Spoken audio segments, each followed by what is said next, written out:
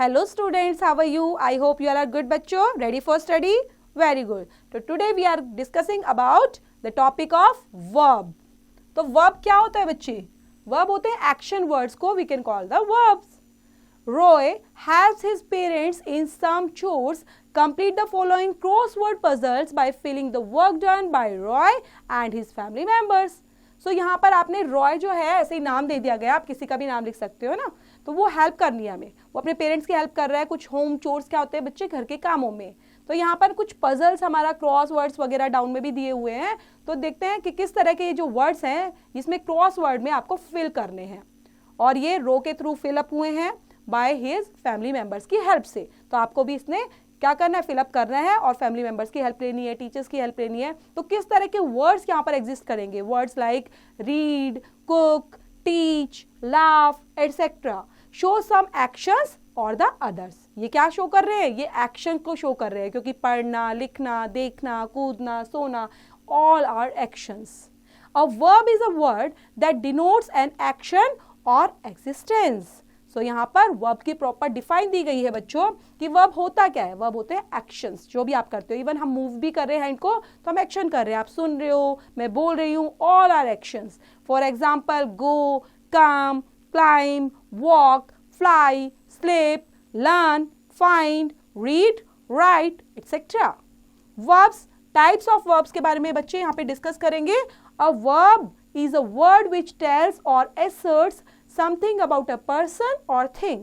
It can do one of the following. So यहाँ पर first क्या है? It can shows an action.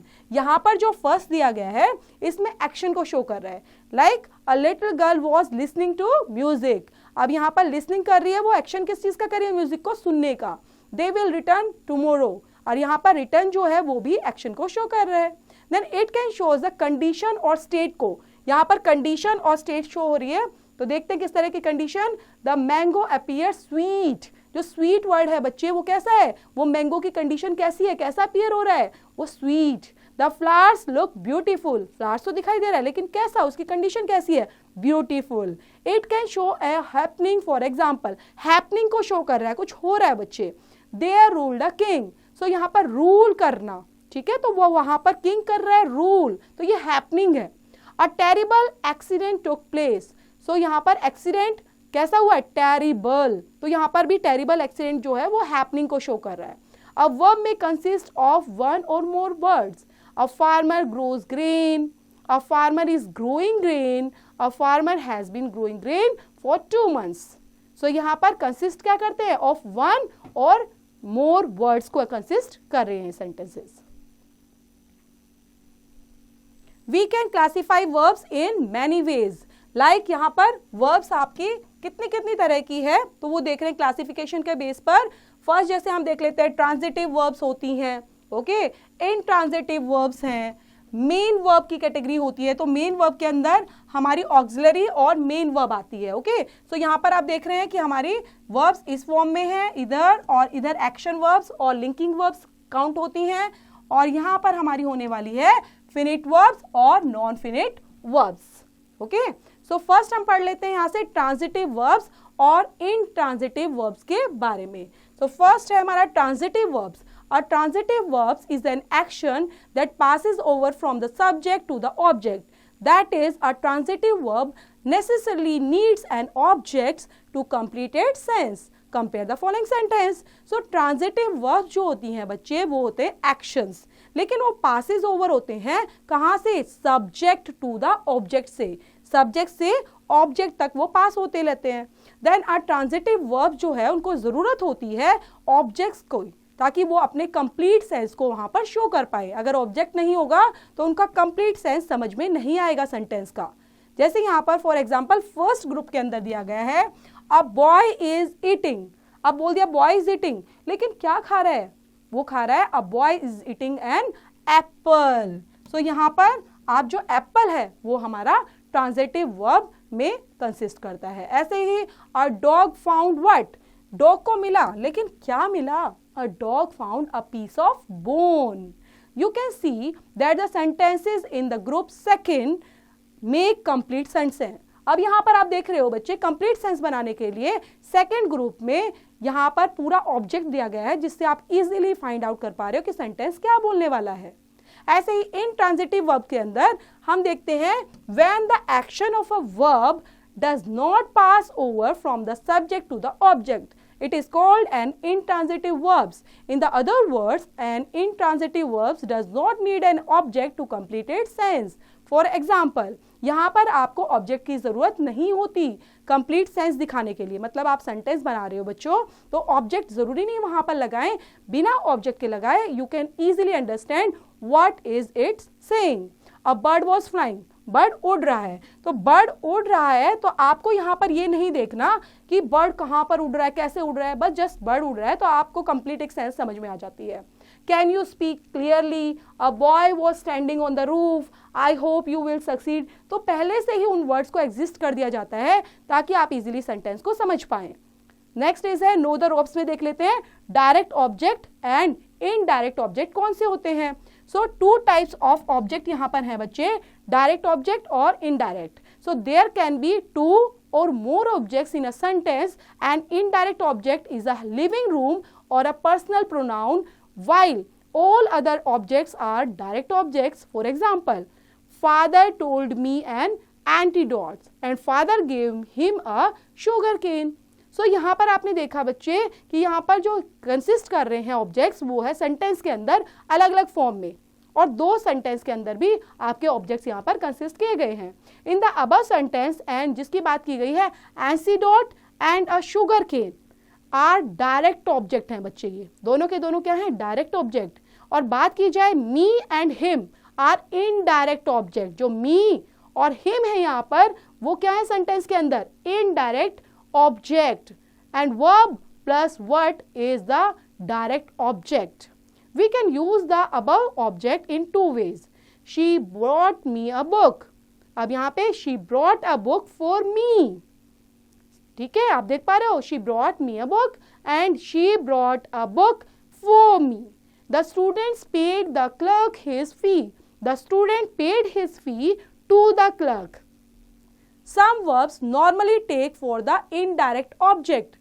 Some important ones are get, keep, bring, make, cook, pour, cut, prepare, find, save, etc. She prepared me a nice lunch. She prepared a nice lunch for me. So यहाँ पर direct और indirect आप समझ पा रहे हो easily कि example भी दिए गए डायरेक्ट और इनडायरेक्ट के लिए। यहाँ पर some verbs normally take two for the indirect object. Some important ones are give, post, tell, lend, promise, write, pay, read, offer, sell, show, teach, etc. The old man lent me a helping hand. The old man lent a helping hand to me. Some verbs can function as both transitive and intransitive verbs की form में भी वो some use हो सकते हैं। कुछ verbs ऐसी हैं जो आप ट्रांजिटिव और intransitive बेस पर भी सेम मिलेगी आपको। A baby played merrily. A child played football. The sun will shine in the morning. You must shine your shoes daily. Next है main verb and auxiliary verb. So main verb कौन सी होती है और auxiliary verbs के बीच में हम देखने वाले हैं सेंटेंस के अंदर a verb may be made of one और two more words for example. So यहाँ पर ज्यादा से ज्यादा एक और एक से ज्यादा जो वर्ड्स होते हैं बच्चे वो लिए जाते हैं एज अ वर्ब की फॉर्म में सेंटेंस के अंदर। The sun rises in the east. So यहाँ पर राइजेस जो है वो वन वर्ड है। The sun will rise in the east. So यहाँ पर टू वर्ड यूज किए गए हैं। And the sun will have risen in the east, यहाँ पर three words rises, will rise, will have risen. So main verbs की बात की जाए तो इन अ सेंटेंस बच्चे the main part of a verb जो होता है उसी को मेन वर्ब बोला जाता है। सेंटेंस के अंदर जो मेन पार्ट है वर्ब का उसी को main verb. In functions independently in a sentence. In the above sentence rise in its different forms is the main verb. Auxiliary verb के अंदर जो होता है ऑक्सिलरी वर्ब हेल्प करती है main verb in giving it's a proper sense. वो proper sense बनाने के लिए हेल्प करती है। इन the above sentence will and will have help the main verb in giving the required shade of meaning. They constitute auxiliary verb. So यहाँ पर आप देख रहे हो बच्चे, जो auxiliary verb है ना वो helping के लिए खड़ी है, लेकिन main verb जो कौन है, यहाँ पर आप देख रहे हो rise तीनों में यूज हुआ है. जो rise word है ये आपका तीनों सेंटेंस के अंदर यूज किया गया है, इसलिए मेन वर्ब कौन हो गई, rise, और हेल्पिंग वर्ब कौन हो गई, यहाँ पर will और will have. क्लियर बच्चों? Okay. And auxiliary verb is also called a helping verb, और मॉडल भी आप इसको बोल सकते हो. सो ऑक्सिलरी वर्ब किस में आती है, हेल्पिंग और मॉडल वर्ब दोनों आप बोल सकते हैं इसको. Next is action verbs and linking verbs. कौन सी होती है? So action verbs and action verbs shows different तरीके से जो एक्शंस किए जाते हैं बच्चे, उन्हीं को हम देखते हैं एक्शन वर्ब्स की फॉर्म में. For example, the boy climbed up the hill, a mango fell from the tree, the little girl revised her lesson. So यहाँ पर आप देख रहे हो कि जो एक्शन है वो शोज कर रहे हैं कि जो वर्ब्स के थ्रू कि क्या क्या सेंटेंस के अंदर दिए गए हैं. Linking verbs, some verbs need not an object but something that will complete the sense. Such a verb is called a linking verb. For example, the building is high, Mayank was in the class, it feels hot today, the fruit appear fresh. So यहाँ पे is, was, feels, appear, ये सब linking verb है बच्चे. It feels hot today, the fruit appears fresh. In the above example, high has been added to give a complete sense to the verb is. Here high is not the object, such a word is called the complement. In the other example, the linking verb are was, feels and appear. A complement can be a subjective complement or an objective complement. A subjective complement speaks about the subject and an object complement speaks about the object. For example, the weather appears fine. So यहाँ पर क्या बता रहे हैं बच्चे, subjective complement के बारे में. क्या जो फाइन है वो एज अ सब्जेक्ट के बारे में. The teacher made him the monitor. अब टीचर ने बताया ना, टीचर ने मॉनिटर बनाया, तो टीचर ने जब बनाया बच्चे तो टीचर सब्जेक्ट की तरह यूज हुआ है, लेकिन ऑब्जेक्ट की तरह जो कॉम्प्लीमेंट यूज हो रहा है वो है मॉनिटर बनाना. तो यहाँ पर एज अ ऑब्जेक्ट यूज किया गया है कॉम्प्लीमेंट को. Some linking verbs for subjective complements are act, be, become, feel, appear, grow, taste, sound, smell, etc. Some linking verbs for objective complements are hold, pronounce, name, ask, order, etc. So linking verbs में जो objective की तरह use होते हैं बच्चे, तो ये word है वो. Know the ropes. Some verbs can be functions as both linking verbs and transitive verbs. So linking verbs और transitive verbs के बेस पर the food tasted good, the brinjal smells stale. Transitive के अंदर the officers tasted the food, the women smelled the brinjal. Finite verb. अब यहाँ पर next हम पढ़ने वाले हैं finite verb और non finite verb. Finite verb कौन सी होती है बच्चे? Some verbs change in their form with a change in number and person of the subject. They are called finite verb. अब ऐसी verb जो change होती है अपनी फॉर्म में, किसके साथ? चेंज इन नंबर में या पर्सन में चेंज होती है ऑफ द सब्जेक्ट के बेस पर, उसी को फिनिट वर्ब बोला जाता है. नॉन फिनिट वर्ब जो होती हैं बच्चे, remain same despite a change in number and person of the subject और tense, they are called non finite verbs. Read the following sentences. I go to school to study, I shall go to school to study, I went to school to study, he goes to school to study. I have gone to school to study, they have gone to school to study. In the above sentence, go is the finite verb. अब देख पा रहे हो go जो है वो finite verb है. So it changes its form with different subjects as well as in different tenses के बेस पर भी वो चेंज हो रही है. Next, but अगर बात करते हैं स्टडी के बेस पर, जो टू स्टडी वर्ड लगा है बच्चे, टू स्टडी जो वर्ड लगा है यहाँ पर, तो वो क्या प्रेजेंट करता है? Has remained same. वो टू स्टडी आप देख रहे हो सेम का सेम है हर जगह, to study to study to study, ये चेंज नहीं हुआ ना, टू स्टडी सेम लगा है सेंटेंस के अंदर. So it is a non finite verb. तो इसको हम क्या बोलते हैं? इसलिए नॉन फिनिट वर्ब की कैटेगराइज में इसको रखते हैं. सो ये एक्सरसाइज दी गई है बच्चे पिक योर ब्रेन के बेस पर, और इसको पढ़ेंगे, रीड आउट करेंगे अच्छे से, और तब पूरी एक्सरसाइज को, चैप्टर को पढ़ते हुए तभी इसको कंप्लीट करेंगे. तो यहाँ पर भी कुछ एक्सरसाइज का है बच्चे पार्ट, तो ये भी आप कंप्लीट कर लेंगे। नेक्स्ट है forms of verbs. Different forms of verbs are used in different tenses.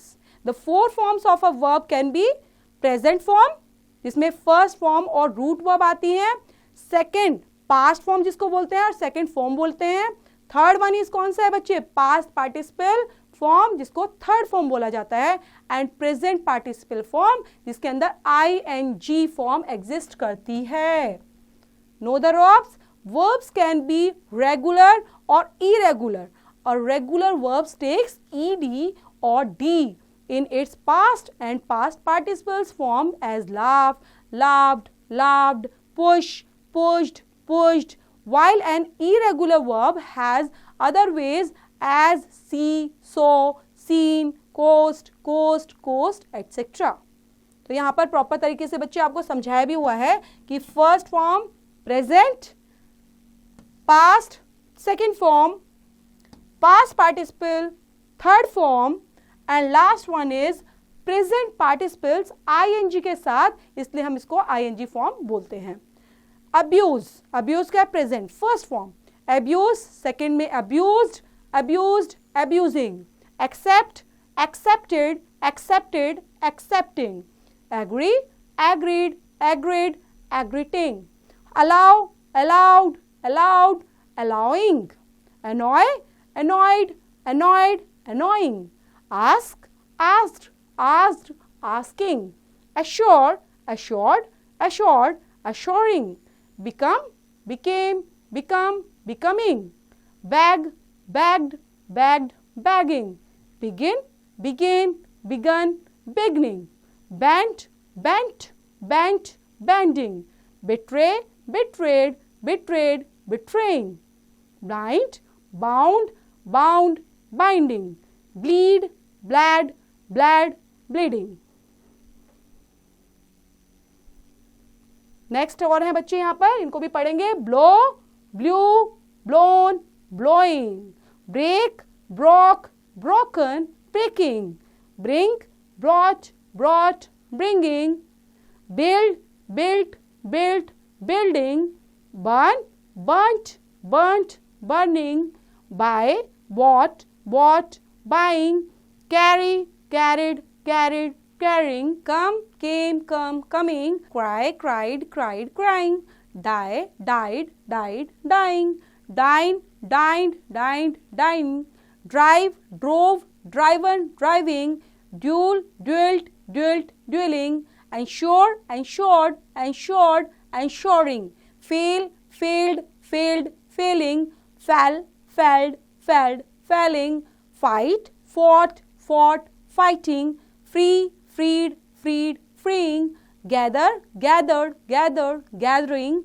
go, went, gone, going, grow, grew, grown, growing, hang, hanged, hanged, hanging, hear, heard, heard, hearing, help, helped, helped, helping, keep, kept, kept, keeping, knit, knit, knit, knitting, know, knew, known, knowing, lay, laid, laid, laying, learn, learnt, learnt, learning, leave, left, left, leaving, lose, lost, lost, losing, love, loved, loved, loving, make, made, made, making, manage, managed, managed, managing, mean, mint, mint, meaning.